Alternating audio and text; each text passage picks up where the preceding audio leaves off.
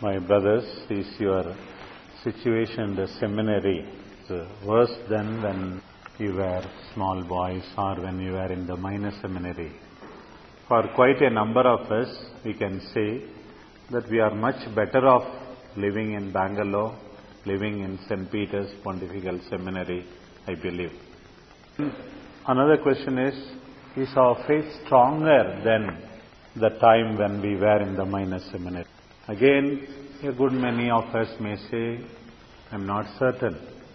Maybe in the course of the years I have become more and more weak or disillusioned.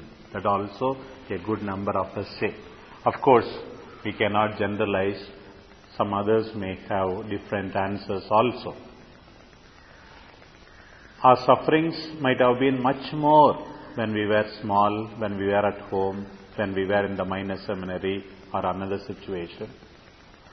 Our faith would have been stronger when we were at home, when we were in the minor seminary. Today, the writer of the letter to the Hebrews tells them, think of your former days.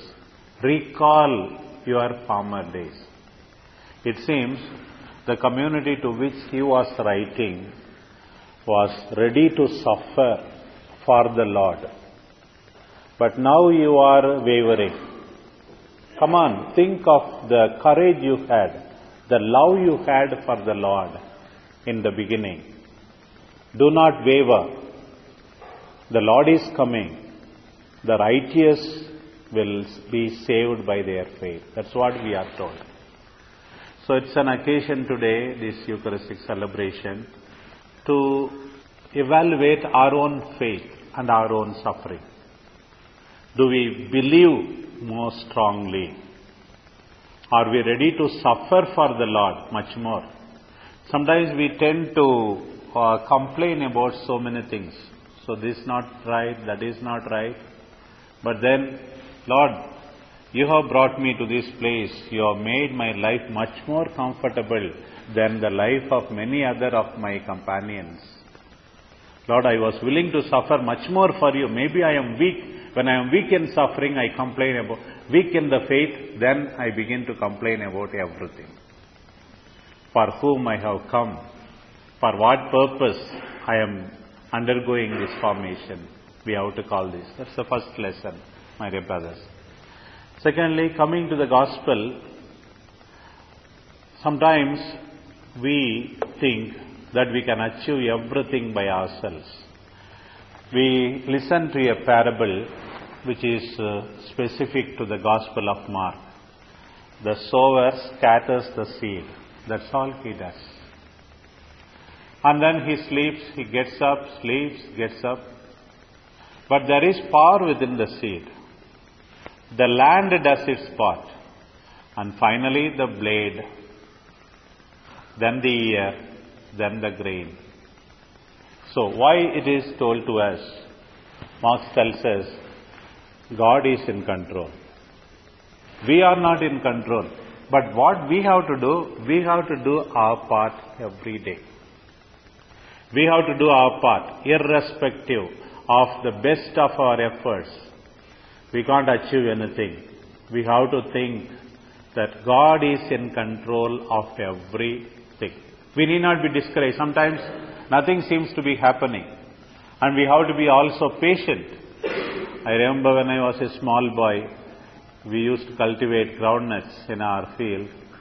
So because the leaves are very, very green, I used to be so curious to pluck and see whether there are some groundnuts down.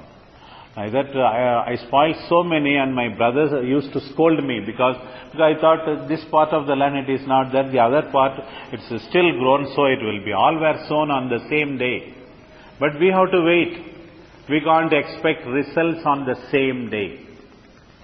But every one of our efforts counts in the eyes of the Lord. That's the second parable of today. The mustard seed, beginning.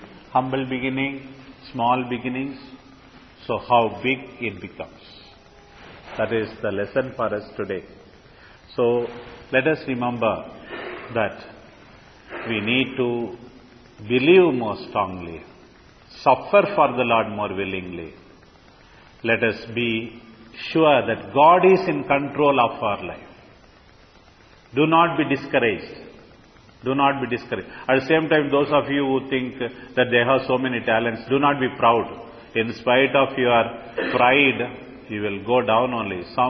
Yesterday, the Cardinal beautifully said, some people think that they have knowledge. What is the use of knowledge? Your knowledge is made use of oppressed people. As long as you don't communicate love to the people, all your talents, all your so-called efficiency, gadgets, if they are only used to oppress people, you are no different than the devil. If you don't love others, what is the use of having all kinds of knowledge, talent and others? There is no difference between you and the devil. You and the devil. So today's parable is a lesson for us. So to tell us, don't be proud of your knowledge and talents. Do not be discouraged by your insignificant contribution. Do your part. God will do the rest. May this Eucharist give us this understanding and make us to go forward. Amen.